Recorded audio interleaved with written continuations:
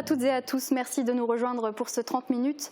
Un peu plus tard dans cette émission, Jean-Claude Casse sera notre invité et répondra à quelques questions concernant l'avenir du site du sanctuaire du Blauberg à Sarreguemines. Bonjour Jean-Claude Casse. Bonjour Margot. Merci d'être avec nous pour parler de ce drame qui apparemment vous affecte beaucoup. Ce site est menacé de fermeture, on en parlera un petit peu plus tout à l'heure. Nous sommes le mercredi 14 octobre 2020. Au programme entraînement de combat urbain au BCP de Bitche, des jeunes engagés, de la sensibilisation au dépistage du cancer du sein. Voici le résumé des titres. Le sanctuaire Notre-Dame du Perpétuel Secours du Blauberg a fermé ses portes le 15 mars dernier. À ce jour, les portes sont toujours closes et le site est mis en vente. La date limite de rachat est fixée au 31 décembre et l'association Notre-Dame du Perpétuel Secours doit trouver 300 000 € pour acquérir et préserver la vocation évangélique de ce lieu. Des travaux de renouvellement de la couche de roulement vont avoir lieu sur la RD 674 qui traverse Vousvillers du mercredi 14 au samedi 17 octobre. Le chantier se déroulera la nuit de 19h à 6h du matin. En fonction du lieu où vous souhaitez vous rendre, il peut y avoir jusqu'à 28 km de détour à faire en passant par Sarralbe. Votre parcours sera rallongé de 33 minutes. Le conseil municipal des jeunes est installé pour un mandat de 3 ans. À Sarreguemines, ils sont 35 adolescents qui siègent actuellement. Ils ont été élus par leurs camarades de classe et représentent l'ensemble des quartiers de la ville. Ils se réunissent régulièrement en commission et leur engagement est réel. Durant leur formation de fantassins, les futurs chasseurs du 16e BCP suivent un entraînement rigoureux au camp de Bitche. Pendant plusieurs jours, ils sont formés au combat urbain et utilisent des techniques bien spécifiques.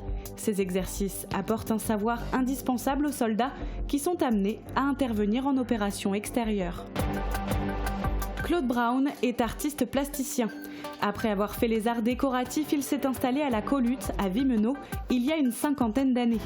C'est un artiste engagé qui aime donner du sens à ses œuvres. Par exemple, pour l'exposition H-Impact, il a utilisé des matériaux trouvés autour de son atelier.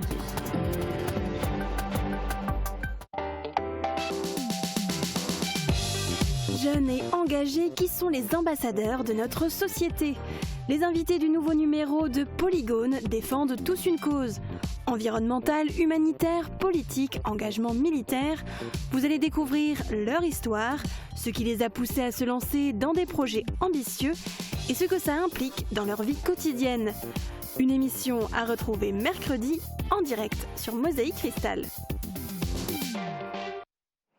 Noël est encore un peu loin, mais certains commencent déjà leurs achats, de l'anticipation afin d'éviter les traditionnels rushs de fin d'année.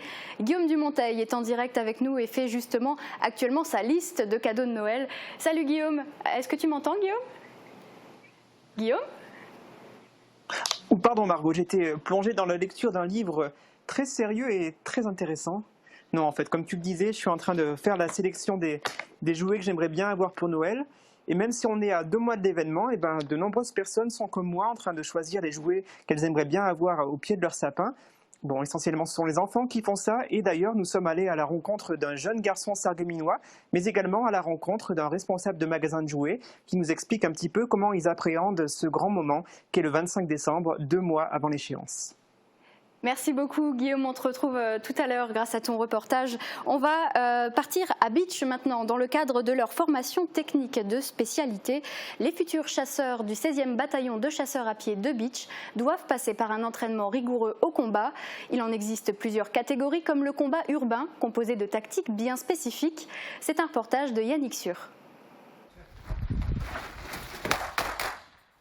Vous êtes en zone de guerre. Les tirs de fusil résonnent, la tension est à son comble. L'objectif de la section est de progresser parmi les lignes ennemies dans un labyrinthe d'immeubles et de ruelles. Bienvenue au beau milieu d'une simulation de combat urbain. Une série d'entraînements sur plusieurs jours que suivent les jeunes recrues du 16e BCP sous l'encadrement du chef Cédric. Alors il y a beaucoup de choses à connaître, à savoir et à emmagasiner en fait, surtout à restituer après. Donc c'est pour ça qu'on ne fait pas qu'une seule journée, on fait plusieurs entraînements, ce qu'on appelle le drill. Le drill se déroule au village de combat situé sur le camp de Bitche. Une infrastructure qui permet aux membres du bataillon de travailler leurs techniques de combat. Ici, tout est calculé. Le hasard n'a pas sa place dans une telle situation. Nous sommes avec des professionnels qui utilisent des tactiques variées, comme par exemple le combat en trinôme. Alors c'est les déplacements, savoir se déplacer dans la rue et savoir rentrer dans une maison en toute sécurité. Au lieu de rentrer individuellement, on rentre du coup à 3 en équipe. Donc le chef d'équipe commande ces 2 bonhommes. En combat urbain, le risque est toujours maîtrisé. Même pour une menace très faible, on envoie une section entière composée en moyenne de 35 soldats. Pour les jeunes chasseurs, un tel entraînement permet de réaliser les exigences de ce type d'intervention. Pour ce genre d'entraînement, il faut toujours être dynamique et veiller sur ses collègues qui posent l'appui pour nous, donc on pose l'appui pour eux aussi. Il faut toujours être actif, toujours être à l'affût du danger qui peut se cacher sous une cage d'escalier dans un coin de pièce. Les bases d'un combattant, c'est-à-dire se poster, savoir se déplacer, on apprend à tirer, etc. sous plusieurs angles. Ensuite, on nous apprend la rusticité, c'est-à-dire dans l'entraînement comme là en combat en zone urbaine, avec le poids de la musette, on se rend compte que c'est assez lourd, etc. Au camp de Beach, cet exercice apporte une formation indispensable aux soldats, amenés à intervenir en mission ou combattre en opération extérieure.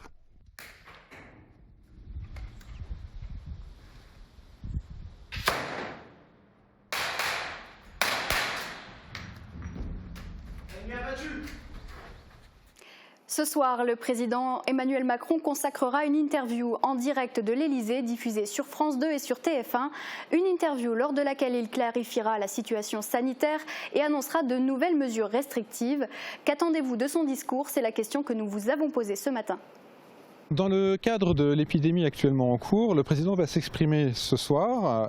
Vous, quelles mesures vous attendez de sa part? Écoutez, quelles que soient les mesures prises, encore faut-il que les Français soient conscients du problème et appliquent les mesures, de distanciation et de masque. Moi, j'attends d'abord que les gens, que les Français eux-mêmes prennent les décisions qu'il faut pour se protéger et pour protéger les autres. Et j'espère qu'on n'a pas tous besoin qu'on nous prenne par la main tout le temps, toutes les 5 minutes pour dire attention. Déjà, il faudrait que ça soit cohérent, qu'on ne dise pas qu'il faut fermer les bars et on laisse ouvert, par exemple, les cinémas, où c'est tous les lieux de rassemblement, on les ferme, enfin confinement comme c'était, ou alors on laisse ouvert et on demande aux gens de faire attention.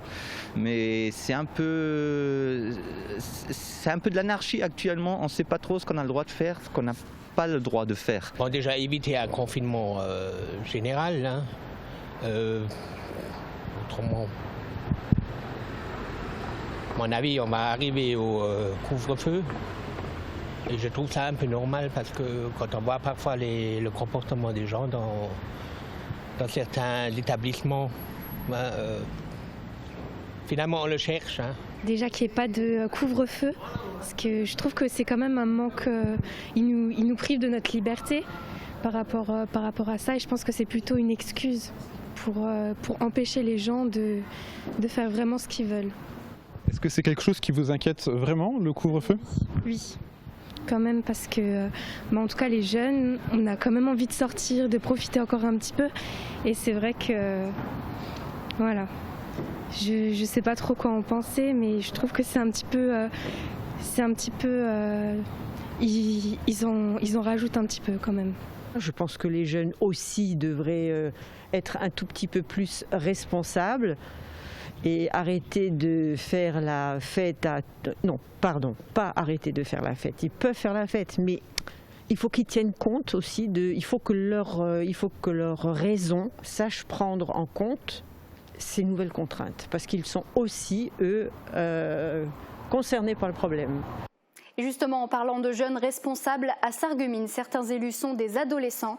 Il s'agit du conseil municipal des jeunes. Ils sont 35 à siéger actuellement pour un mandat de 3 ans.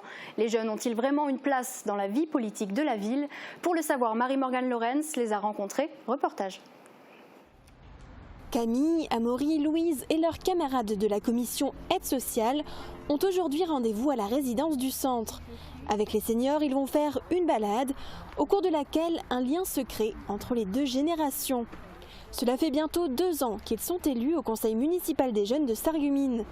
un mandat qu'ils n'avaient pas forcément prévu au départ. Au début, je pensais pas parce qu'ils sont venus dans notre école et j'en avais entendu parler, mais je pensais pas trop le faire. Et au final, je me suis dit pourquoi pas le faire aussi. J'ai voulu m'engager au CMJ parce que je voulais aider certaines personnes qui pouvaient pas avoir l'amour. Par exemple, pour les personnes âgées, il y en a qui connaissent plus leur famille, ils sont tout seuls. Donc après, il faut un peu les réconforter pour qu'ils soient heureux, quoi. Les 35 membres du CMJ sont maintenant très impliqués.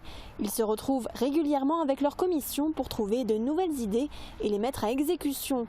Malgré leur jeune âge, leurs aînés leur font une place dans le monde politique. Oui, j'ai l'impression qu'on a l'opportunité de nous donner des choses concrètes. On a pu, pendant le confinement, on a pu faire un livre pour les personnes âgées. Dans l'organisation, dans l'animation en fait du grand jeu d'accords d'Halloween. De son côté, la commission sport et loisirs prépare activement son prochain événement, un escape game pour les jeunes sarregueminois. Le planning des élus est donc bien chargé au mois d'octobre pour pouvoir l'organiser. C'est un vrai engagement pour ces adolescents. Ils ont été élus par leurs camarades de classe en CM2 ou en 6e pour une durée de 3 ans. Ils représentent l'ensemble des quartiers de Sarreguemines. Les précédents élus ont même voulu poursuivre leur engagement.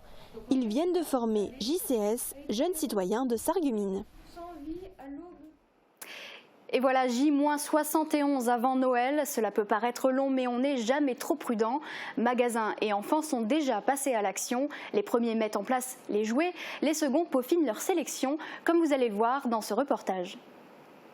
Il l'attendait avec impatience. Il y a quelques jours, le catalogue de jouets est arrivé dans la boîte aux lettres et Hugo s'est jeté dessus pour faire sa sélection. Par étapes, il entoure, découpe et colle les jouets qu'il aimerait avoir à Noël. Des Nerfs, une Nintendo Switch, un karaoké, un bus. Cette année encore, la liste est longue et il y a encore d'autres catalogues qui vont arriver dans la boîte aux lettres. De quoi augmenter encore le nombre de jouets que ce petit garçon de 6 ans souhaite avoir à Noël, à la condition bien sûr d'être sage, car le Père Noël voit tout. Dans les magasins de jouets, ces entrepôts où le Père Noël vient remplir sa hotte, les salariés sont également passés à l'action. Ils rentrent entre 10 à 15 palettes de jouets par jour. Depuis 2 semaines, les lutins viennent empaqueter des jouets avec du papier cadeau à l'approche de Noël. D'une année à l'autre, ce sont les mêmes jouets qui s'arrachent, mais avec des variantes. Vous avez pratiquement les mêmes modèles, mais chaque fois réactualisés. Ils font autre chose, il y a de l'électronique, il y a les circuits. Il y a plein de dérivés maintenant en métal, alors qu'avant on faisait que du plastique sur les tout petits. Ça plaît, c'est vraiment du carton plein sur tout ce qui est petit, tout ce qui est petit dessin animé. Il y en a même pour tous les âges. On travaille beaucoup tout ce qui est en slime pour les petites filles, tout ce qui est maquillage, on a beaucoup le rayon tête à maquiller, maquillage, vernis à ongles, ça on ne faisait pas avant. Donc pour enfants naturellement, qu'on peut enlever à l'eau, qui n'est pas toxique et tout. Après, qu'est-ce qu'on a ouvert beaucoup? Les jeux de société d'adultes. Pareil, on a quand même un chouette rayon adulte maintenant, qu'on peut travailler sur pratiquement 2 gondoles d'1 mètre, où il y a vraiment des jeux au-dessus de 16 ans, qui peuvent être très sympas, Et on a beaucoup de jeunes qui sont dans les jeux maintenant. On ne fait plus de jeux vidéo, mais on fait beaucoup de jeux à jouer à la maison le soir. À partir de vendredi soir, avec le début des vacances de la Toussaint, le nombre de clients devrait fortement augmenter. Il y en a qui viennent faire de la prospection et d'autres qui réservent les jouets qui figurent sur les listes écrites au Père Noël. Sur place, il peut même y avoir de nouveaux coups de cœur, car tous les jouets ne figurent pas sur le catalogue. Et notre équipe a interviewé ce matin celui dont le métier fait rêver petits, mais aussi les grands. Le patron d'un magasin de jouets était au micro de Guillaume Dumonteil. Geoffrey Meyer, bonjour. Bonjour. Qu'est-ce qui donne le coup d'envoi des achats de Noël? Est-ce que c'est la livraison des catalogues de jouets? Alors oui, tout à fait. Aujourd'hui, le coup d'envoi de la saison de Noël pour nous, en fait, le magasin Jouet Club, c'est toujours la distribution du catalogue. Donc il est distribué dans un très large périmètre. Donc chaque enfant attend avec impatience l'arrivée du catalogue Jouet Club afin de sélectionner et de cocher, surtout pour découper aussi et remplir leur liste de Noël. Compte tenu de la crise sanitaire et du durcissement à prévoir des règles pour limiter la contamination, pensez-vous que les gens vont changer leur comportement et venir plutôt faire les achats de Noël? Alors en fait, on va le voir très rapidement, mais aujourd'hui, en fait, tout se déroule absolument normalement. Donc les gens arrivent de toute façon au magasin avec déjà des petites idées en tête du fait que le catalogue a été distribué. Et aujourd'hui, tout se déroule normalement. D'accord. Mis à part les grandes surfaces, vous êtes le seul magasin de jouets sur Sarreguemines. Est-ce que vous attendez à faire un chiffre extraordinaire cette année ? Alors l'avenir nous le dira. Aujourd'hui effectivement on garde notre politique qu'on a depuis plus de 20 ans dans notre magasin. On verra bien si effectivement avec la fermeture malheureusement de certaines boutiques de jouets, on verra bien effectivement si notre chiffre d'affaires augmentera ou pas. Mais nous faisons tout en sorte pour que ce soit le cas. Avec la crise sanitaire, pas mal de magasins se plaignent de difficultés pour le réassort ou pour l'approvisionnement tout simplement. Est-ce que vous aussi vous êtes confronté à ce genre de problème ? Alors effectivement, c'est ce qu'on entend à travers les médias. On a en fait un petit décalage au niveau des livraisons. Après, du fait qu'on a eu le confinement, mais aujourd'hui, tout, comme je disais, tout se déroule normalement. Les articles arrivent au fur et à mesure et on pourra voir dans le magasin que nous sommes déjà bien achalandés en produits et tous les articles présents au catalogue Jouet Club seront bien effectivement en magasin. Geoffrey Meyer, merci. Merci à vous. On marque une pause, le temps d'une pub et d'une page météo et on se retrouve tout de suite après. À tout de suite. La météo vous est présentée par le Crédit Mutuel. Une banque qui appartient à ses clients, ça change tout.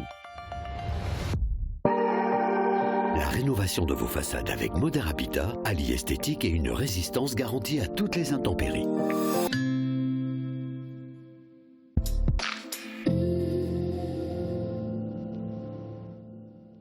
Bonjour tout le monde, aujourd'hui je vous emmène en balade à la découverte des couleurs de l'automne. Mais d'ailleurs, savez-vous pourquoi les feuilles changent de couleur en automne ? Eh bien tout simplement parce qu'il y a moins de soleil. La chlorophylle nécessaire pour donner leur couleur verte aux feuilles diminue et d'autres pigments prennent l'avantage. Pour économiser ses forces, l'arbre va couper la circulation de sève vers les feuilles qui vont se dessécher et tomber. Et il va ensuite passer l'hiver à vivre au ralenti jusqu'au retour du printemps et du soleil. Un peu comme nous au final. Mais le retour du beau temps, ce n'est pas encore pour demain. Le ciel reste gris et pluvieux dès la matinée et les pluies s'intensifient encore tout au long de la journée. Les températures minimales remontent légèrement avec 5 à 6 degrés attendus le matin et 7 à 10 degrés l'après-midi. Demain, nous fêtons les Thérèses et il fera jour de 7h53 à 18h40. Belle journée à tous et à demain. Merci d'avoir suivi la météo avec le Crédit Mutuel. Une banque qui appartient à ses clients, ça change tout.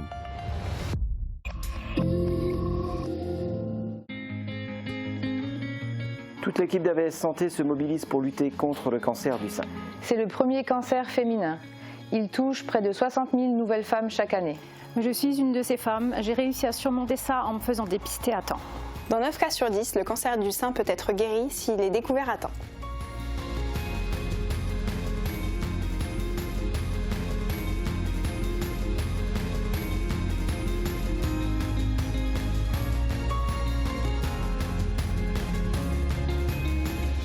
AVS Santé, notre métier, vous accompagner. Fleur Crêpes à Rohrbach-les-Beach, c'est l'excellence pour vos fleurs. Sous nos serres, découvrez un large choix de fleurs et plantes pour la décoration de vos jardins, balcons et balconnières. Nos chrysanthèmes vous attendent pour passer une belle Toussaint. Choisissez le meilleur pour vos fleurs, choisissez Fleur Crêpes.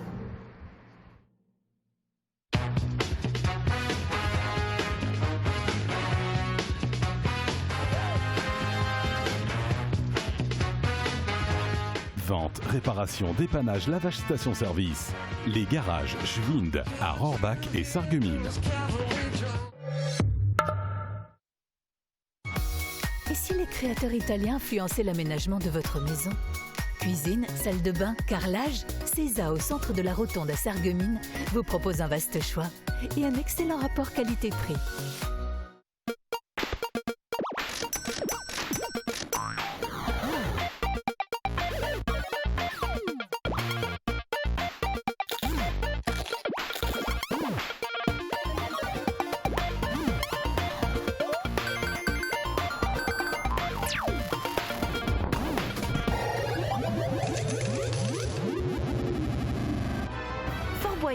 Pour la première fois en France, animation 100% gratuite.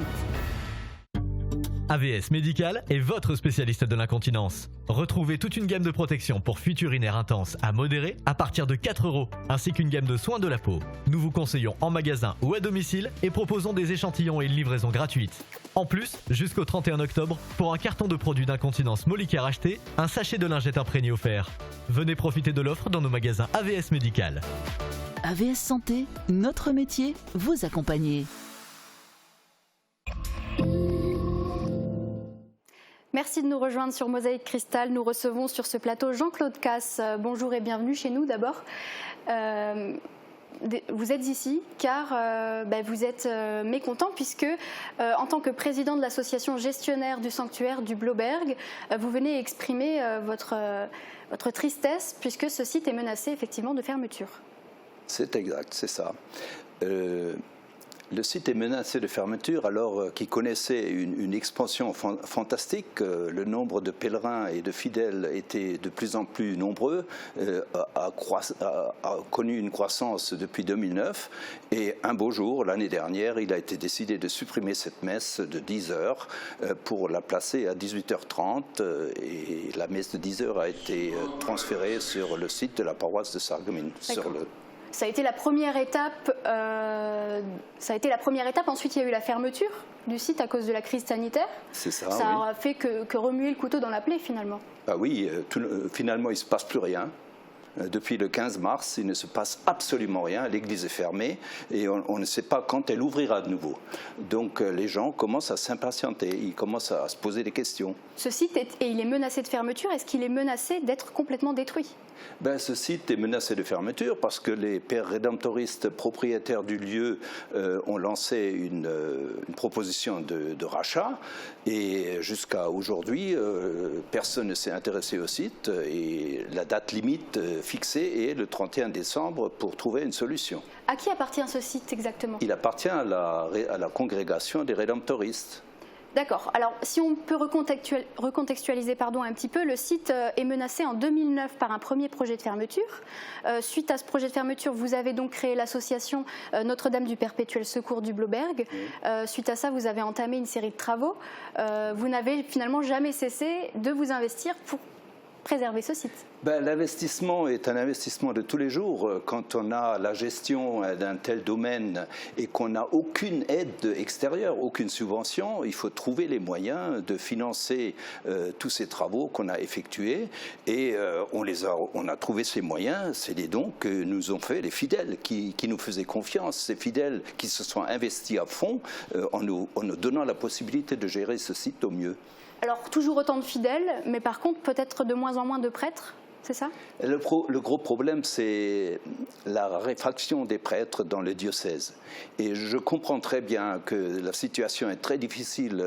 Quand je vois l'activité de certains prêtres, c'est à devenir fou. Quand on voit combien ils sont demandés, combien ils ont besoin de s'investir. Et on peut comprendre leur situation. Alors on va peut-être rappeler que ce site, il n'est pas seulement religieux, c'est aussi quelque chose qui fait partie du patrimoine historique et culturel de la ville. C'est aussi pour ça qu'il faut le maintenir. Mais bien sûr, et je pense que la mairie a pris conscience du sujet. La Villa Hubert fait partie du patrimoine historique de la ville, et donc c'est un site qui peut intéresser, je pense, également la municipalité. Alors, quelle solution pour redonner vie à ce lieu et éviter qu'il ferme ? La solution pour redonner vie, c'est de nous investir en tant que chrétiens. Il faut que nous essayions de devenir propriétaires de ce lieu pour créer dans le couvent, cette ancienne maison d'habitation des rédemptoristes, de créer une maison d'accueil qui recevra des futures mamans en difficulté, qui recevra des soignants, des aidants qui ont besoin de repos, qui recevra éventuellement des personnes qui sont un peu dans la détresse momentanée, qui pourra recevoir aussi des prêtres. Parce que nous aurons besoin de prêtres pour l'avenir si nous voulons continuer à gérer ce site. Et l'Église sera le lieu où s'exprimera la piété populaire, où sera faite la louange au Seigneur. Le délai est fixé jusqu'au 31 décembre pour trouver une solution, éventuellement racheter le site pour éviter qu'il ne ferme définitivement. Pour cela, vous allez avoir besoin d'aide ? nous avons besoin d'aide et de soutien. Et je compte lancer un appel aux dons très rapidement dès que les négociations qui sont en cours ont abouti. Je pense que nous lancerons un appel aux dons. Eh bien, nous relayerons excusez-moi, je perds mes mots. Nous relayerons évidemment cette information. On aura l'occasion d'en reparler. Merci beaucoup Jean-Claude Casse d'avoir été notre invité. Le message est passé. Merci. On va parler d'un sujet là aussi très sérieux. Octobre Rose a démarré. Le mois d'octobre est synonyme de lutte contre le cancer du sein et de sensibilisation au dépistage organisé. Mais en cette année particulière, les moyens de communication se font malheureusement plus rares. Pas de marche rose, de rencontres avec la population. Alors, les centres de dépistage se sont rabattus sur le numérique. Regardez. Le dépistage permet de détecter une éventuelle anomalie ou un cancer avant l'apparition de symptômes. Cette détection précoce augmente les chances de guérison. La lutte contre le Covid ne doit pas éclipser le long combat contre le cancer du sein. D'habitude, les bénévoles des centres de dépistage vont à la rencontre du public. Mais cette année, la communication est numérique. Chez les médecins, dans les commerces et autres structures qui possèdent des écrans informatifs, ces vidéos préventives sont diffusées pour toucher le plus de monde possible. Si quelqu'un possède un écran informatif, je suis tout à fait apte à lui donner les documents nécessaires pour la diffusion. Plus on va pouvoir diffuser par ce moyen-là cette année, et mieux ce sera pour nous et surtout pour pouvoir le détecter à temps que les femmes soient informées, qu'on ne passe pas à côté de quelque chose. On sait que les témoignages peuvent être un déclic et pousser les femmes à se faire dépister. La page Facebook du CRCDC de Moselle en dévoile quelques-uns. Cette biopsie a confirmé que j'avais bien un cancer du sein. Comme ça avait été détecté assez rapidement grâce au dépistage systématique, on a pu conserver mon sein. Malgré tout, une baisse de dépistage est attendue et commence déjà à se faire sentir. Il y a des cabinets de radiologie qui ont été fermés pendant cette crise. Les gens ont également eu peur de se rendre chez les professionnels de santé, mais aujourd'hui on reprend. Bien sûr, en parallèle, rien ne vaut les affiches classiques. D'autant plus que celle de cette année a de quoi attirer l'œil. Et pour récolter des fonds en faveur de la Ligue contre le cancer, les piscines de Beach et de Rohrbach organisent leur fameuse opération Aquarose jusqu'au 18 octobre, avis aux intéressés. Parlons d'art à présent, notre territoire regorge d'artistes talentueux. Aujourd'hui, on va s'intéresser à Claude Brown, artiste plasticien et fervent défenseur de la cause écologique et surtout humaine. Portrait. Bonjour, je suis Claude Brown et je suis plasticien. J'ai fait les arts décoratifs, donc ça fait presque une cinquantaine d'années, plus peut-être. Ça fait depuis que je suis sorti de l'école, je me suis installé en tant qu'artiste plasticien. Oui.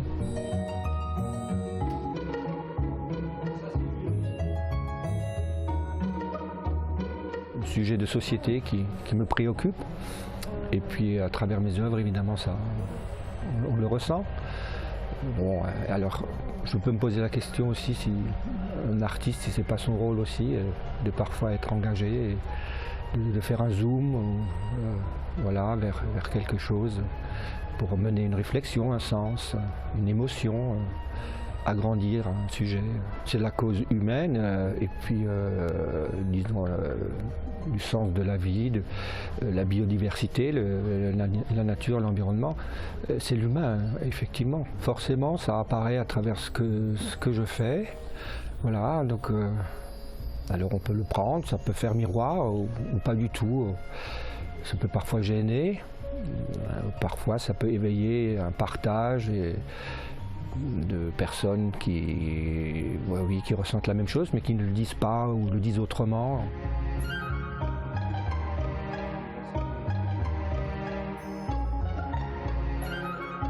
Par exemple, pour H-Impact, qui est une exposition itinérante, j'ai utilisé des matériaux que je trouve autour de mon atelier, dans un rayon de 150 à 200 mètres, plus d'autres matériaux que je recycle de mon atelier. Et bon, voilà, à partir de ce sont mes contraintes techniques, à partir de ces matériaux-là, je compose, je fais un travail, voilà, donc c'est des naissances. Merci à tous d'avoir suivi ce journal, mais ne zappez pas tout de suite, l'info continue sur Mosaïque Cristal. Et n'oubliez pas, vous pouvez voir ou revoir tous nos reportages sur nos réseaux sociaux et sur notre site internet.